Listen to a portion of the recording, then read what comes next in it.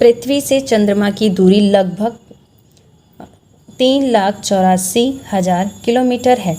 यदि पृथ्वी के चारों ओर इसका पथ वृत्ताकार हो तो चंद्रमा के पथ की परिधि ज्ञात कीजिए। ये चित्र दिया हुआ है जिसमें ये आपकी पृथ्वी है और ये चंद्रमा है। कह रहा है कि पृथ्वी और चंद्रमा के बीच की दूरी कहाँ से नापते हैं? केंद्र से। तो पृथ्वी का केंद्र से चंद्रमा के केंद्र की दूरी 3,84,000 दी हुई है। कह रहा है यदि पृथ्वी के चारों ओर इसका पथ वृत्ताकार हो, यानी जब चंद्रमा पृथ्वी का चक्कर लगाता है तो कैसे घूमता है?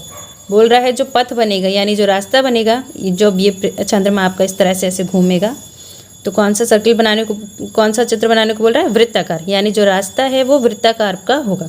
तब आपको बताना है चंद्रमा की परिधि क्या होगी।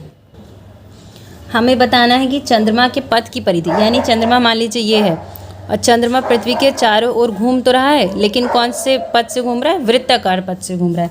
तो जब चंद्रमा इस तरह से घूमेगा पृथ्वी के चारों ओर तो क्या बनाएगा? चंद्रमा का पथ सर्कल बनाएगा। ठीक है, तो ये जो सर्कल बनेगा इसी की ही परिधि का मान पूछ रहा है कि क्या होगा। अब इसकी परिधि का मान निकालने के लिए हमें रेडियस पता होनी चाहिए। क्यों? क्योंकि परिधि बराबर c बराबर 2πr होता है। हाँ, और इसमें हमें क्या होना चाहिए? r दिया होना चाहिए। तो त्रिज्या क्या होगी? देखिए ये केंद्र है, केंद्र से परिधि तक की दूरी यहाँ तक, ये हमारी क्या हो जाएगी? r। यानी इन दोनों की जो बीच की दूरी है वो किस में कन्वर्ट हो रही है? r बन रही है। और इससे हमें क्या निकालनी है? सीधी सीधी परिधि। तो सिर्फ 2πr लगाएंगे, n नहीं लगाएंगे क्योंकि चक्करों की संख्या नहीं पूछी।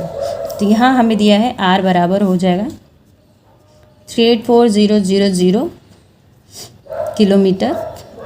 हमें निकालना है चंद्रमा के पथ की परिधि। तो चंद्रमा के पथ की परिधि बराबर हो जाएगा 2πr। 2π का मान हो जाएगा 22/7, r का मान है 384,000। अब नीचे 7 दिया है तो 7 से इसको भाग करके देख लेते हैं। 7 से भाग करेंगे 384,000 को, 7 1 7 पंजे 35, 3 बचेगा और बचेगा 4, 7 चौक 28, 6 देगा 0, 7 छंग 42, 7 सत्ते 49, 7 अट्ठे 56, 7 अट्ठे 56, कितना बचेगा? 4, 0 लगाएंगे, 7 पंजे 35, फिर 5 बचेगा, फिर 0 होगा, फिर 7 चौक 28, 7 पंजे 7 छंग 42, 7 सत्ते 49। देखिए इसमें भाग करके जब हम गुणा करेंगे तब आपका दशमलव के बाद जो डिजिट है उसमें थोड़ा सा 2 डिजिट का फ़र्क आ रहा है। ठीक है, लेकिन जो बुक में आंसर दिया है अगर उसको देखें तो पहले हम इन तीनों की आपस में गुणा करेंगे। तो 22 दूना 44 गुणा 384,000 डिवाइडेड बाय 7। गुणा करने के बाद जब आप इससे भाग करेंगे तो आपको आंसर सेम मिलेगा 2413,714.28। आंसर किस में आएगा? किलोमीटर में। 2413,714.28 पूरा आपको आंसर हो जाएगा। अब देखिए अगर इसकी कैलकुलेशन करना हो तो यहाँ 3 0 है, 3 0 को अभी रहने दीजिए। हम क्या करेंगे? बस इसकी से गुणा करेंगे। तो 384 मल्टीप्लाई बाय 44, 4 चौक 16, 6 हासिल लगा 1, 4 8 32 और 33 का 3 हासिल 3, 4 3 12 और 3 15 क्रॉस 4 चौक 16, सेम यही आएगा 5 6 3 5 और 1 6 9 5 3 8 5 और 1 6 1। ठीक है, तो कितना आया आपका? इतना आया और लास्ट में कितने जीरो थे? 3। तो सब 3 0 बस ऐसे ही और आगे बढ़ा देंगे। यानी पूरी मल्टीप्लाई करने पर इसकी इससे मल्टीप्लाई करने पर इतना आएगा और डिवाइडेड बाय कितना हो जाएगा? 7। तो जब आप इससे 7 को भाग करेंगे तो ये आंसर हमको मिल जाएगा। अगला है 2 वृत्तों की त्रिज्याओं का अनुपात 2:3 है, इनके परिधियों का अनुपात ज्ञात कीजिए। यानी 2 सर्कल हैं, दोनों सर्कल की रेडियस जो है वो अलग अलग है। ये 2 अनुपात में है और ये 3 अनुपात में है। इनकी परिधियों का अनुपात हमें पता करना है। तो 2 वृत्तों की त्रिज्याओं का अनुपात, तो पहले त्रिज्या को मान ले रहे हैं हम r1 और दूसरी त्रिज्या को हम मान ले रहे हैं r2। ठीक है, दोनों का अनुपात किसके बराबर दिया है? 2:3 के। पहली त्रिज्या हो गई हमारी r1 और दूसरी हो गई R2। दोनों का रेशियो 2:3 है। इसको हम ऐसे भी लिख सकते हैं R1/R2 बराबर 2/3। अनुपात को हम भाग में लिख सकते हैं। ठीक, ये होगी हमारी दी हुई कंडीशन। हमसे पूछा क्या है, वृत्तों की परिधियों का अनुपात। तो परिधि का अनुपात, अब 2 सर्कल हैं तो 2 परिधि होंगी। पहला C1 अनुपात C2 हमें बराबर निकालना है। हम चाहते हैं C1 अनुपात C2 हमारा होता क्या है, या इसको ऐसे लिख लीजिए C1/C2 बराबर, C1 बराबर होता है 2 पाई, R1 है तो R1 की रेडियस, C1 की रेडियस कितनी हो जाएगी R1। अब C2 है तो C2 की परिधि 2 पाई R, परिधि C2 है तो रेडियस R2 हो जाएगा। यहाँ पे देखिए 2 से 2 कट जाएगा, पाई से पाई कट जाएगा, कितना बचेगा R1 अनुपात R2, जो कि हमें मान पता है कि R1 अनुपात R2 कितना है 2/3। तो इसकी C1/C2 बराबर, इसकी जगह हम क्या लिख सकते हैं 2/3, यानी जो हमारा फाइनल आंसर होगा C1/C2 बराबर हो जाएगा 2:3। ये ठीक, तो जो रेडियस का अनुपात है वही हमारी परिधियों का भी अनुपात हो जाएगा। क्वेश्चन 8 है, एक वृत्ताकार घास के मैदान के आर पार जाने के 2 रास्ते हैं, एक व्यास से होकर और दूसरा परिधि से होकर। इन दोनों रास्तों में 16.4 मीटर का अंतर है, तो घास के मैदान का व्यास और परिधि ज्ञात कीजिए। हमें क्या निकालना है, व्यास यानी D बराबर निकालना है और परिधि C बराबर निकालना है। कंडीशन हमें दिए, देखिए दोनों रास्तों का अंतर, अंतर का मतलब होगा इसमें हम घटाएंगे।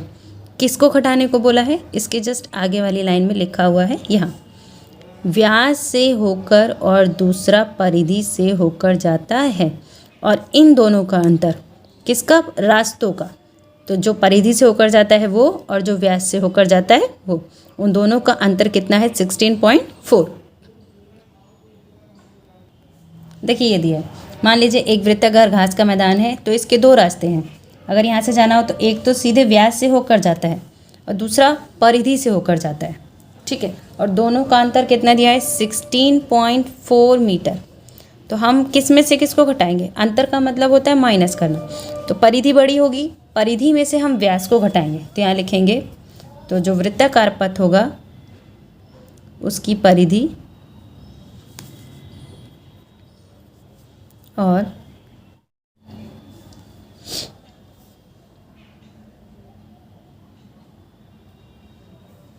दिया है परिधि और व्यास में अंतर, परिधि और व्यास में अंतर दिया है 16.4, यानी बराबर हो जाएगा 16.4 के। हमें पता है वृत्त की परिधि हमारी होती है 2 पाई R माइनस व्यास हमारा होता है D बराबर 16.4, और D हम जानते हैं चूँकि D बराबर हमारा क्या होता है 2R, वैल्यू लगाएंगे 2 पाई R माइनस D की जगह 2R बराबर 16.4। अब यहाँ देखिए 2R दोनों में कॉमन आ रहा है, तो 2R दोनों में से निकाल लेंगे, यहाँ से 2R निकल गया, सिर्फ क्या बचेगा पाई, फिर माइनस यहाँ से 2R निकल गया पूरा, तो कितना बचेगा 1, जब कुछ नहीं बचता है तो 1 लिखते हैं, बराबर 16.4। हमें पाई का मान मालूम है 22/7 होता है, और चाहे तो यूज़ कर लीजिए 3.14, दोनों ही मान होते हैं। तो यहाँ 2R ब्रैकेट में अगर हम लिखेंगे 22/7 माइनस 1, तो ये हमारा हो जाएगा, या सीधे सीधे आप लिखिए 3.14 माइनस का 1 बराबर 16.4। तो 2 पाई हमारा, इससे इसको माइनस करेंगे तो बचेगा 2.14 बराबर 16.4। क्वेश्चन में ध्यान दीजिए, दिया है घास के मैदान का व्यास और परिधि ज्ञात करनी है, यानी हमें D बराबर भी बताना है और C बराबर 2 पाई R कितना होगा वो भी बताना है, ठीक है। तो यहाँ से देखिए हम D तो पहले निकाल लेंगे, तो 2 पाई की जगह हम यहाँ पे R आएगा, यहाँ पे भी R आएगा, तो 2R की जगह पे हम यहाँ क्या लिख सकते हैं D गुणा 2.14 बराबर 16.4। तो d बराबर अगर हम यहाँ से निकालेंगे तो गुणा वाला भाग में चला जाएगा, 16.4 अपॉन 2.14 डिवाइड करेंगे, इसको सॉल्व करते हैं। तो देखिए दशमलव अगर हम हटाते हैं तो ऊपर से दशमलव हटाएंगे तो गुणा में दशमलव के बाद एक डिजिट यानी 1 0 बढ़ेगा। अब अगर नीचे से दशमलव हटाते हैं तो दशमलव के बाद 2 डिजिट यानी ऊपर में 2 0 बढ़ेगा। 100 का स्थान और 10 का स्थान, यहाँ 1 0 से 1 0 कट जाएगा तो हमारा हो जाएगा d बराबर 164, 1 0 बचा अपॉन 214। अब डायरेक्ट भाग कर सकते हैं तो डायरेक्ट भाग कर लीजिए, लेकिन देखिए अगर सॉल्व होता है तो सॉल्व कर लेते हैं। तो ये 2 से कट जाएगा, 2 8 16, 2 2 4 और 0, ये हो जाएगा 107। कितना बचेगा 820/107। आप चाहें तो डायरेक्ट भाग कर लीजिएगा, इससे अगर इसको भाग करेंगे 107 से 820 को तो हमारा 7 बार चला जाएगा, 7 7 49 और 7 एकम 7। 10 में से 9 गया, 1 बचेगा, 11 में से 4 जाएगा, 7 बचेगा। यहाँ दशमलव लगाएंगे और 0 बढ़ाएंगे तो 6 बार जाएगा, 6 7 42, 6 एकम 6। 10 में से 2 गया, 8 बचेगा, 7। अब यहाँ बचेगा कितना आपका, 10 में से 4 गया, 6 बचेगा। दशमलव लगाए, 0 बढ़ा सकते हैं, फिर 6 बार चला जाएगा तो भाग करने पर पूरा आएगा 7.66। पूरा कटेगा नहीं तो दशमलव के 2 डिजिट तक हम आंसर लिखते हैं। तो हमें दे रखा है ये मीटर में, तो d बराबर हो जाएगा हमारा 7.66 मीटर। d बराबर 7.66 मीटर। दूसरा हमें क्या निकालनी थी, परिधि। तो यहाँ परिधि बराबर होता है 2πr। फिर से देखिए 2r की जगह हम क्या लगा सकते हैं, d। तो 2r को एक साथ कर लेते हैं और पाई को अलग, क्या हो जाएगा 2r की जगह d और ये पाई, यहाँ मान लगाएंगे। d का मान हमें कितना दिया है 7.66, अभी हमने निकाला है, गुणा पाई का मान हमारा कितना होता है 22/7। 7 से अगर ये कट रहा है तो देखते हैं, नहीं तो फिर आप 3.14 लगा लीजिए, मल्टीप्लाई करने पर आंसर आ जाएगा। तो यहाँ 3.14, ठीक है। जब इससे इसकी मल्टीप्लाई करेंगे तो c बराबर 24.07 समथिंग आंसर आएगा आपका, ये होगा मीटर में। तो दशमलव के 2 डिजिट तक आंसर काफ़ी है, 2 डिजिट तक आंसर लिखिए, ये आपका फाइनल आंसर हो जाएगा। और बुक में ये आंसर गलत दिया हुआ है, आपका d बराबर इतना ही आएगा और c बराबर यही आएगा। तो ये आपका फाइनल आंसर हो जाएगा। पृथ्वी की भूमध्य रेखा की लंबाई यानी परिधि 40,040 किलोमीटर है। यदि इस रेखा के ऊपर 7,000 किलोमीटर की ऊंचाई पर एक स्पुतनिक लगातार उड़े तो पृथ्वी का एक चक्कर करने में उसे कितनी दूरी तय करनी होगी। क्वेश्चन आपका मेन ये है कि पृथ्वी की भूमध्य रेखा की लंबाई 40,040 किलोमीटर है, यानी मान लीजिए ये दे रखा है, इसकी जो लंबाई है वो 40,040 किलोमीटर है। परिधि बोला है ना, तो ये पूरा। यदि इसके ऊपर 7,000 किलोमीटर की ऊंचाई पर एक स्पुतनिक लगातार उड़े, यानी यहाँ से यहाँ तक तो आपकी भूमध्य रेखा की हो गई, और यहाँ से इतनी ऊंचाई पर, यहाँ से 7,000 किलोमीटर की ऊंचाई पर, यहाँ से यहाँ तक, ठीक, एक स्पुतनिक लगातार उड़ रहा है यानी सैटेलाइट कह रहा है। तो पृथ्वी का एक चक्कर लगाने में उसे कितनी दूरी तय करनी होगी, यानी स्पुतनिक अगर यहाँ पे है तो यहाँ से पूरा चक्कर लगाने में उसे कितनी दूरी तय करनी पड़ेगी, यानी इससे जो सर्कल बन रहा है इसकी हमें माप बतानी है, जो कि हमारी क्या कहलाएगी, परिधि। तो c बराबर क्या कहलाएगा 2πr। ठीक, समझते हैं इसे। देखिए दिया है भूमध्य रेखा की लंबाई यानी परिधि, इसकी बात कर रहा है। ये परिधि की माप दे रखी है 40,040 किलोमीटर। तो हम पहले इस रिलेशन को लेकर सॉल्व करेंगे। तो यहाँ पे लिखेंगे पहले भूमध्य रेखा की लंबाई यानी परिधि बराबर कितना दिखा रखा है 40,040 किलोमीटर, जबकि परिधि हमारी होती क्या है, परिधि का फॉर्मूला हमारा होता है 2πr। इसकी जगह हम लगाएंगे 2πr बराबर अब इसकी रेडियस हमें देखिए, ये स्पुतनिक ये आपका दे रखी है भूमध्य रेखा, इसकी रेडियस हमें r1 दे रखी है। तो जब हम यहाँ 2πr लिखेंगे तो यहाँ r1 इसका इस्तेमाल करेंगे। क्यों? क्योंकि क्वेश्चन में r1 दिया हुआ है, बराबर 40,040। यहाँ से वैल्यू लगाएंगे, ये हो जाएगा हमारा 2 इंटू पाई का मान 22/7 इंटू r1 बराबर 40,040। देखिए सामने सामने कट रहा है तो कैंसिल आउट करते हैं, पूरा गुणा में है ये भी और ये भी गुणा में है, तो 2 से पहले तो ये कट जाएगा, इतना आएगा। अब एक बार 22 से डिवाइड करके देखते हैं कट रहा है या नहीं, तो 22 से डिवाइड करेंगे। अगला है दो वृत्तों की त्रिज्याओं का अनुपात 2:3 है, इनके परिधियों का अनुपात ज्ञात कीजिए। यानी दो सर्कल हैं, दोनों सर्कल की रेडियस जो है वो अलग अलग है, ये 2 अनुपात में है और ये 3 अनुपात में है। इनकी परिधियों का अनुपात हमें पता करना है।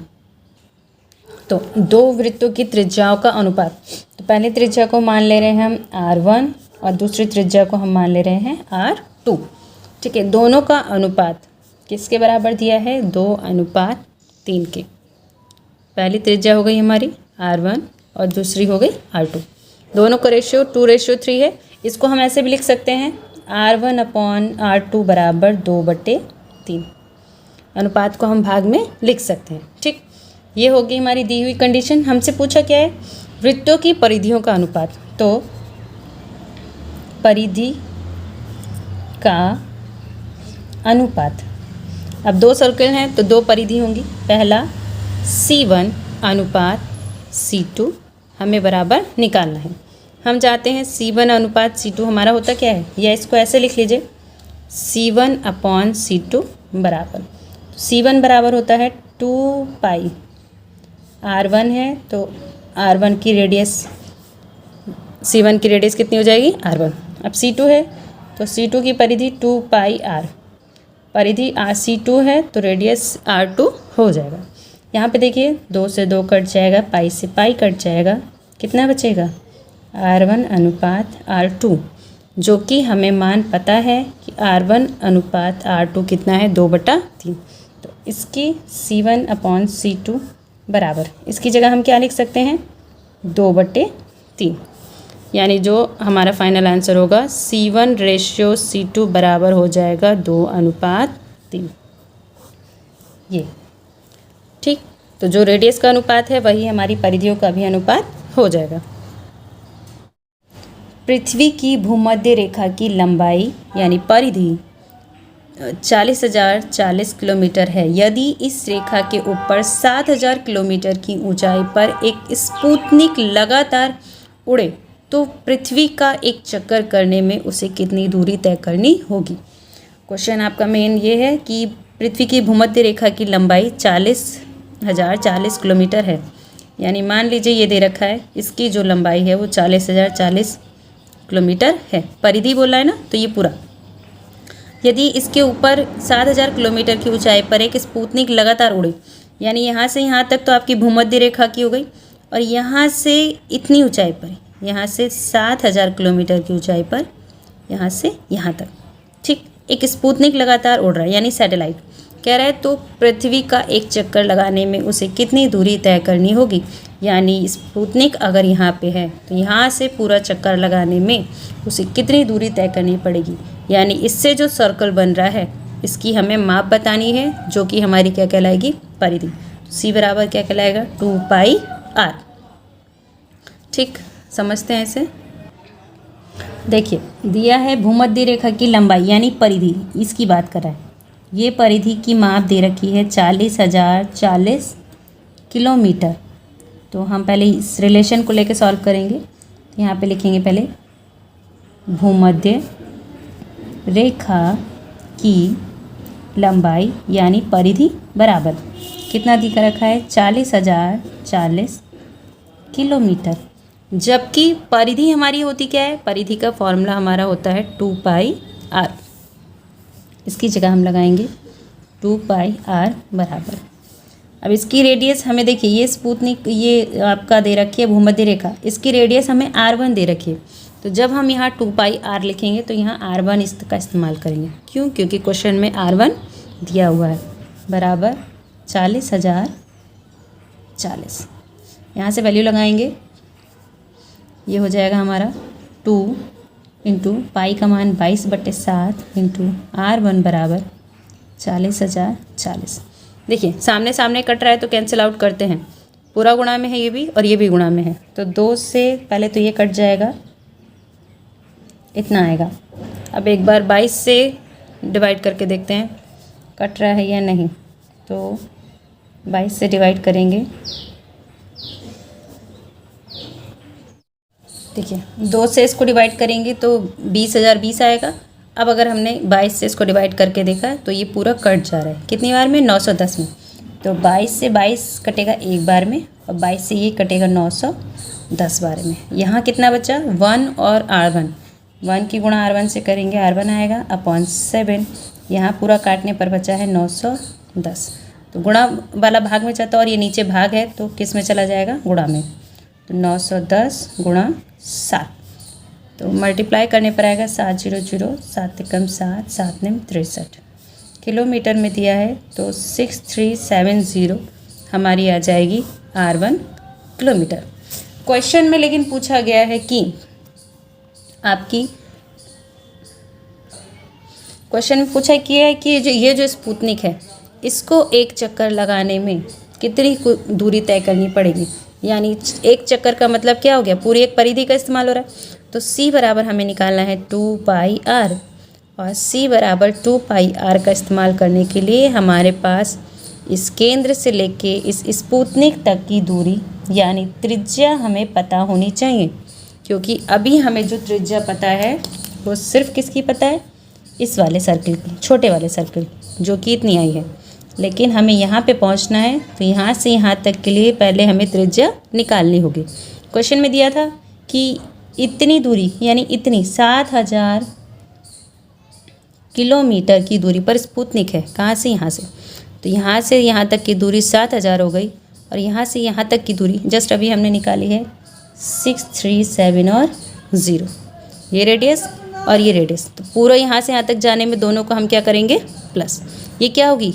स्पुतनिक की जो चक्कर लगाई गई उसकी आपकी त्रिज्या हो जाएगी। क्या लिखेंगे?